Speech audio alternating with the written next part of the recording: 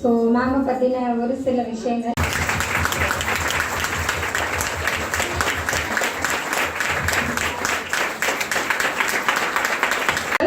இந்த பிசினஸ் ஆரம்பிக்கும் போது நான் ஒரு ஹோம் மேக்கர், மார்க்கெட்டிங், பெரிய எக்ஸ்பீரியன்ஸ், சேல்ஸ் அந்த மாதிரி எதுவுமே தெரியாது. எனக்கு +2 முடிச்சோன்னா மேரேஜ்.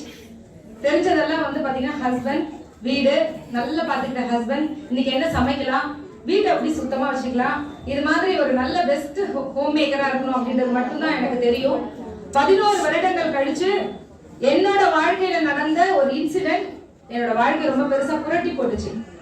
ஏன்னா நிறைய பெண்கள் இன்னைக்கு என்ன நினைக்கிறோம் அப்படின்னா, பிரச்சனைகள் அப்படின்னாலே வந்து பாத்தீங்கன்னா லேடிஸ் வந்து ஒரு பிசினஸ் பண்ணணும்னாலே நம்ம நிறைய பேர் நினைக்கிறது, ஐயோ நிறைய பிரச்சனை இருக்கு எங்களுக்கு, நாங்க எப்படி பிசினஸ் பண்றது அப்படின்னு சொல்லிட்டு. ஆக்சுவலி இன்னைக்கு காலையில ஒரு பெண்கள் பத்தி படிக்கும்போது ஒரு ஸ்டோரி படிச்சேன். 1930 வந்து பாத்தீங்கன்னா வெள்ளை மாளிகையில ஒரு பத்திரிகையாளர்கள் சந்திப்பு நடந்தது. அதுல வந்து எலினா அப்படின்ற ஒரு சாதித்த பெண்மணியோட ஒரு இன்டர்வியூக்காக அவங்க எல்லாருமே உட்கார்ந்து இருந்தாங்க. அப்ப அவங்க வந்து பேச ஆரம்பித்த போது அவங்க கிட்ட ஒரு கேள்வி கேட்கப்பட்டுச்சு. அவங்க கிட்ட என்ன கேள்வி கேட்டாங்க அப்படின்னா, பெண்களை நீங்க எதுக்கு ஒப்பிட்டு பாக்குறீங்க, ஒரு பெண் அப்படின்ற போது நீங்க சாதிச்சிருக்கீங்க, நீங்க ஒரு பெண்ணை எதுக்கு ஒப்பிட்டு பாக்குறீங்க அப்படின்னு சொல்லி. உடனே அவங்க சொன்னாங்க, பெண்ணை வந்து நான் வந்து டீ பேக்குக்கு ஒப்பிடுறேன் அப்படின்னு சொன்னாங்க. என்ன இவங்க, பெண்ணுன்னா ஒரு வைரத்துக்கு ஒப்பிடலாம், பெண்ணுன்னா ஒரு தங்கத்துக்கு ஒப்பிடலாம், இந்த பிரபஞ்சத்துக்கே ஒப்பிடலாம், இல்ல பெண்ணை என்னென்னமோ இருக்குல்ல, எவ்வளவு விஷயங்கள் இருக்கு அதுக்கெல்லாம் ஒப்பிடலாம், அது என்ன டீ பேக்குக்கு போய் ஒப்பிட்டு அவங்க சொல்லிட்டாங்க. ஒண்ணும் புரியல பத்திரிகையாளர்களுக்கு. அப்படியே அவங்களை மிரண்டு போய் பாக்குறாங்க, ஒரு டீ பேக்குக்கு போயிட்டு இவங்க சொல்றாங்களே அப்படின்ட்டு. அவங்க பார்த்துட்டு கொஞ்ச நேரம் கழிச்சு அதுக்கு விளக்கம் சொல்ல ஆரம்பிச்சாங்க. ஒரு டீ பேக், அதுக்குள்ள இருக்கிற தேயில இருக்கிற டீ தூள் இருக்குல்ல, அந்த டீ தூள்ல இருக்கக்கூடிய மனமும் திடமும் எப்ப தெரியும் அப்படின்னா, அது சுடு தண்ணியில டிப் பண்ணும் போதுதான் தெரியும். கரெக்டா? அப்படித்தான் ஒரு பெண் அப்படின்னு சொல்லப்படுறவ என்னைக்கு பிரச்சனை அப்படின்ற ஒரு விஷயத்தை சந்திக்கிறாளோ அப்பதான் அவரோட மன வலிமை.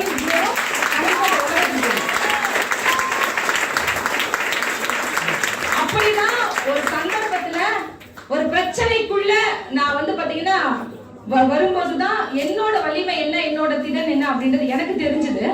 ஆனா ஒருவேளை அந்த இடத்துல அந்த வலிமையும் திறனும் தெரியும் போது நான் எந்த இடத்துல அதை தேர்ந்தெடுத்த அப்படின்றத ரொம்ப முக்கியமே. கரெக்டுங்களா? என்னென்னவோ இந்த உலகத்துல இருக்கலாம், ஆனா ஒரு அற்புதமான, யாருக்கும் ₹1 கூட இன்னைக்கு நஷ்டம் இல்லாத ஒரு அற்புதமான வெஸ்டீஜ் அப்படின்ற நிறுவனத்தை கடவுள் எனக்கு காமிச்சதுனாலதான் இன்னைக்கு ஒரு ஆர்டினரியா ஒரு 4 செவத்துக்குள்ள ஒரு சாதாரணமா ஒரு ஊருக்குள்ள தெரிஞ்சிருக்க வேண்டிய இந்த பெயர் இன்னைக்கு எவ்வளவு பேருக்கு தெரிஞ்சு ரீச் ஆகிற அளவுக்கு வளர்ந்துருக்கு. அப்ப ₹20 இந்த வருமானத்தை ஆரம்பிச்சேன். ₹20 பார்க்க ரொம்ப சிரிப்பாலாம் இருந்த காலங்கள் உண்டு. ஆனா என் ஃப்ரெண்ட் ஒரு கேள்வி கேட்பா என்கிட்ட எப்பவுமே, எத்தனை கோடி ரூபாய் பிசினஸ்ல போட்டாலும் ஃபர்ஸ்ட் மந்த் ப்ராஃபிட் பார்க்க முடியாது. நம்ம ₹1 கூட இந்த பிசினஸ்ல போடல. நீங்க ₹1 கோடி போட்டா கூட, நீங்க ஒரு பெரிய சூப்பர் மார்க்கெட் ஆரம்பிச்சா கூட, அவ்வளவு உழைப்புகள் போட்டா கூட மாசம் 4 லட்சம் எடுக்க முடியுமா தெரியலங்க. அப்படியே எடுத்தாலும் அவ்வளவு காம்படிட்டர்ஸ் இருக்காங்க. இங்க ₹1 கூட போடாம மிகப்பெரிய ஒரு மார்க்கெட், மிகப்பெரிய பணம் இருக்கு அப்படின்றது அப்ப பெருசா புரிதல் இல்ல. ஆனா கொஞ்சம் கொஞ்சமா புரிதல் ஏற்பட்டுச்சு. அப்ப அந்த புரிதல் என்ன ஆச்சுன்னா, இன்னைக்கு இந்த வியாபாரத்தின் மூலமா மாதம் ₹8 லட்சம் சம்பாதிச்சிட்டு இருக்கேன்.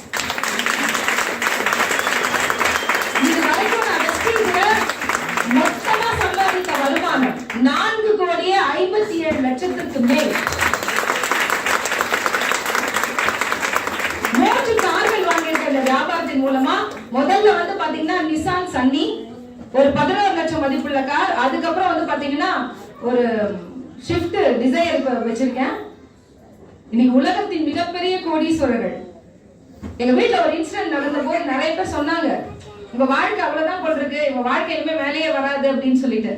நல்லா புரிஞ்சுக்கங்க, இந்த உலகத்துல கடவுள் ஒரு பெண்ணை படைக்கும் போது நிறைய குவாலிட்டிஸோட படைக்கணும்ன்றதுக்காக நிறைய நேரம் ஸ்பெண்ட் பண்ணி தான் கடவுள் நம்மளை படைச்சாங்க. அதுக்கு ஒரு ஸ்டோரி சொல்லுவாங்க, அந்த ஸ்டோரியை நான் சொல்ல, ஏன்னா நிறைய பேர் பேசணும். ஆனா அந்த ஸ்டோரியோட முடிவுல அந்த தேவதை கேட்கும் கடவுள் கிட்ட, என்ன கேட்கும் தெரியுமா, இவ்வளவு சிரத்தை எடுத்து இந்த பெண்ணை படைச்சிருக்கேன், இந்த பெண்ணிட்ட குறையே இல்லையா அப்படின்னு. அப்ப கடவுள் ரொம்ப வருத்தப்பட்டு ஒரு விஷயத்த சொல்வாரு, நான் எவ்வளவு குவாலிட்டியா படைச்சிருக்கேன் இந்த பெண்ணை, எவ்வளவு அழகா, எவ்வளவு மென்மையா, எவ்வளவு ஸ்ட்ராங்கான இதயத்தோட படைச்சிருக்கேன், என்ன மாதிரியான குவாலிட்டிஸ் அந்த பெண்ணுக்கு கொடுத்திருக்கேன் அப்படின்னு தெரியாம 90% பெண்கள் இந்த உலகத்துல இறந்து போயிடுவாங்க. ஆனா 10% பெண்கள் மட்டும்தான் இந்த உலகத்துல அதை புரிந்து ஜெயிப்பாங்க அப்படின்னு சொல்லிட்டு. கரெக்டா? அப்ப இந்த ஒரு பெண்மணி மகளிர் தினத்துல என்ன நினைக்கணும்னா, நீங்க 10% பெண்ல இருக்க போறீங்களா இல்ல 90% பெண்ல இருக்க போறீங்களா அப்படின்றத மட்டும்தான். ஏன்னா இன்னைக்கு நைட் உங்க வீட்டுல படுக்கும் போது உங்க 2 குழந்தைகளோட முகத்தை பாருங்க. மேரேஜ் ஆனவங்களா இருந்தா, மேரேஜ் ஆகாத பெண்மணியா இருந்தா உங்க எதிர்காலத்தை பாருங்க. உங்க எதிர்காலம் உங்களை நம்பிதான் இருக்கணும். ஒரு திருமணம் ஆகாத பெண்ணுக்கு, ஒரு திருமணமான பெண் உங்க குழந்தைகளோட எதிர்காலம் ஏன் உங்களை நம்பி இருக்க கூடாது? ஏன்னா எல்லாரும் நினைக்கிற ஆணுக்கு தான் பொறுப்பு, அவங்களுக்கு தான் எல்லாமே இருக்கு அப்படின்னு கிடையாதுல்ல. அப்ப கடவுள் இந்த உலகத்துல உங்களை ஒரு மிகப்பெரிய திறமையா எவ்வளவோ விஷயங்களோட தான் உங்களை படைச்சிருக்காங்கன்னா, அப்ப இன்னைக்கு நைட்டு தூங்கிட்டு காலையில எழுந்துக்கும் போது அட்லீஸ்ட் என்ன உன்னதமான ஒரு படைப்பு நான் என்ன புரிஞ்சிருக்கேனா, எனக்குள்ள இருக்கிற திறமை எனக்கு வெளியில தெரியுதா, அப்ப நானும் இந்த உலகத்துல சாதிக்கிறதுக்கு ஏதோ ஒரு விஷயம் எனக்கு இருக்கானா, இன்னைக்கு வந்தோமே இந்த இடத்துல இவ்வளவு லேடிஸ் வந்திருக்காங்களே, இவ்வளவு பேர் சாதிச்சிருக்காங்களே, அப்ப எனக்கும் தானே இந்த வாய்ப்பு இருக்கு அப்படின்னு ஒவ்வொரு பெண்ணும் முடிவெடுத்தா நம்ம எல்லாம் இன்னைக்கு எப்படி தெரியுமா இருக்கும்? பெண்கள் அப்படின்னா தமிழ்நாட்டை பொறுத்த வரைக்கும் நாட்களை கடத்தக்கூடியவங்களாகவும் வீட்டை கடந்து போகக்கூடியவங்களாகவும் மட்டும்தான் இருக்கும். காலையில எழுந்துக்கணும், வீடை பெருக்கணும், சுத்தம் பண்ணணும், வீடெல்லாம் என்னென்னலாம் வேலை செஞ்சு நைட்டு படுக்கணும். இதேதான் நம்ம வாழ்க்கை இப்படியே தானே போயிட்டு இருக்கு. அப்போ நம்ம வெறும் நாட்களை கடத்தக்கூடியவங்களா இருக்க கூடாதுங்க. இந்த நாட்டோட பொருளாதாரத்தை மாற்றக்கூடிய பெண்மணியா மாற முடியும்ல. இந்தியால 60% பெண்கள் தானா. அதுல நிறைய ஸ்டேட்ல இன்னைக்கு பெண்கள் பயங்கரமா முன்னுக்கு வந்துட்டாங்க. ஆனா தமிழ்நாட்டுல இன்னுமே பாத்தீங்கன்னா எல்லாருமே நம்ம ஒரு ஹோம்ல அப்படிதான். ஆனா நீங்க என்னென்னமோ செலக்ட் பண்ணலாம். ஆனா வெஸ்டீஜ் அப்படின்ற நிறுவனம் இன்னைக்கு என்ன சொல்லுது அப்படின்னா, நீங்க வீட்டுல இருந்தே உங்களோட அத்தனை வேலைகளையும் பார்த்துக்கிட்டே உங்க வாழ்க்கையை நீங்க சிறப்பா எடுத்துட்டு வரணும்னா அதுக்கு அத்தனை விஷயங்களுமே இருக்கு. சோ நம்ம எல்லாம் தமிழ்நாட்டுல இருக்கோம், நம்ம எல்லாம் டாக்டர் RS ராஜன் சார் டீம்ல இருக்கோம். ஏன்னா அவர்தான் இங்க பாத்தீங்கன்னா ரொம்ப சாதாரணமா இருந்த எங்களோட வாழ்க்கையில நிறைய அறிவை கொடுத்து, நிறைய எந்த இடத்துல என்ன தேவையோ அதை கொடுத்து இன்னைக்கு நாங்க இந்த இடத்துல இவ்வளவு சிறப்பா நிக்கிறோம்னா அந்த மாதிரி ஒரு கோச்சிங் இருக்கிறாங்க. அப்ப இங்க எல்லாமே இருக்கு. உங்களை பணம் கேட்கல, இங்க கை பிடிச்சு கொண்டு போக. ஏன்னா இன்னைக்கு உலகத்துல கை பிடிச்சு, ஏன்னா பெண்ணுக்கு எதிரி தான் இந்த காலத்துல சொல்லுவோம். ஒரு பெண் வளர்ந்தாலும் ஒரு பெண் எதிரியா இருப்பாங்க. இந்த இடத்துல மட்டும்தான் ஒரு பெண் வளர்ந்தா அத்தனை பெண்கள் இங்க சப்போர்ட்டா இருப்பாங்க. பெண்கள் மட்டும் சப்போர்ட்டா இல்ல, நல்லா புரிஞ்சுக்கங்க. நம்ம நிறைய பேர் யோசிக்கிறது நிறைய தடைகளை தாண்டி வரணுமே. ஏங்க இதே வெஸ்டீஜ்ல என்னை விட அதிகமா உழைக்கிற ஆண்கள் இருக்காங்களா இல்லையா? என்னை விட ஃபீல்ட் ஒர்க் பண்றவங்க இருக்காங்களா இல்லையா? நிறைய எஃபர்ட் போடுறவங்க இருக்காங்களா இல்லையா? நிறைய பேர் இருக்காங்களா இல்லையா? மிகப்பெரிய சாதனையாளர்கள், நிறைய சம்பாதிக்கிறவங்க. கரெக்டா இல்லைங்களா? அப்போ அவங்கள பத்தி எல்லாம் பேசுறதை விட ஒரு பெண் ஜெயிச்சா இந்த உலகம் தலைமையில தூக்கி வச்சு கொண்டாடுறதா இல்லையா?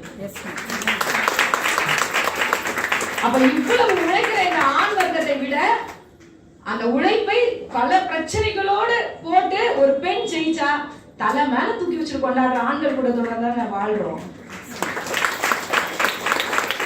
அப்ப நம்ம கிட்ட என்னெல்லாம் மைனஸ் அப்படின்னு நீங்க பாக்காதீங்க. இனிமே நம்ம கிட்ட என்னெல்லாம் பிளஸ். அப்ப அவங்க ஜெயிச்சா கொண்டாடல, நான் ஜெயிச்சா கொண்டாடுறாங்க. அதே மாதிரி ஒரு ஆண் நினைச்சா ஒரு கிச்சனுக்குள்ள எல்லாம் போய் பேச முடியாது. ஒரு ஆண் நினைச்சா ஒரு பெண் கிட்ட போய் சிஸ்டர்னு சொல்லிட முடியாது, பேர் சொல்லி கூப்பிட முடியாது. ஆனா ஒரு பெண் நினைச்சா எந்த வீட்டு கிச்சனுக்குள்ள வேணாலும் போலாம். ஒரு பெண் நினைச்சா ஒரு ஆண் கிட்ட அண்ணா போட்டு பேசிடலாம், பேர் போட்டு பேசிடலாம், எப்படி வேணாலும் பேசிடலாம். அப்ப நம்ம கிட்ட என்னெல்லாம் பிளஸ் இருக்கோ அதை இனிமே நீங்க உங்க வாழ்க்கையில பார்க்க ஆரம்பிச்சா உங்க வாழ்க்கையும் ஒரு மிகப்பெரிய சாதனையான வாழ்க்கையா, இந்த உலகத்துல பிறந்ததுக்கு ஒரு அர்த்தம் உள்ள வாழ்க்கையா, இன்னைக்கு நம்ம பிள்ளைகளும் நம்மளை சுத்தி இருக்கிற குடும்பமும் நம்ம சுத்தி இருக்கிற சமுதாயமும் மதிக்கத்தக்க ஒரு பெண்ணா பாக்குற ஒரு இடத்துல நம்ம இருக்கோம். அப்படின்னா அடுத்த வருஷம் உமன்ஸ் டே கொண்டாடும் போது நான் என் வாழ்க்கையில என்ன சாதிச்சேன் அப்படின்னு உங்களை ஒவ்வொருத்தரும் நீங்க கேள்வி கேட்டுக்கங்க. அதுக்கு நாங்களும் இன்னைக்கு பாத்தீங்கன்னா வெஸ்டீஜ் ஃபேமிலி, வெஸ்டீஜ் மேனேஜ்மெண்ட்டும் அத்தனை பேரும் உங்களுக்கு சப்போர்ட் பண்ண தயாரா இருக்கும். சோ உங்களோட இந்த மகளிர் தினத்துல உங்களை எல்லாருக்கும் மகளிர் தின நல்வாழ்த்துக்கள். வாழ்த்துக்கள் அப்படின்றது மட்டும் வெறும் வாழ்த்துக்களை மட்டும் எடுத்துட்டு போகாதீங்க. உங்களுக்கு ஒரு நல்ல வாய்ப்பு கிடைச்சிருக்கு. இந்த வாய்ப்பை உங்க வாழ்க்கையில ஒரு மிகப்பெரிய மாற்றத்தை நோக்கி இன்னைக்கு எல்லாரும் கொண்டு போய் அந்த வாழ்த்து உண்மையிலேயே அடுத்த வருஷம் ஒரு மகளிர் தின வாழ்த்துக்கள் சொல்லும் போது உங்களை நிறைய இடத்துல ஒரு சீஃப் கெஸ்டா கூப்பிடுற ஒரு மிகப்பெரிய இடத்துல உங்க வாழ்க்கை நீங்க இந்த 1 இயர்ல கூட மாத்திக்க முடியும்.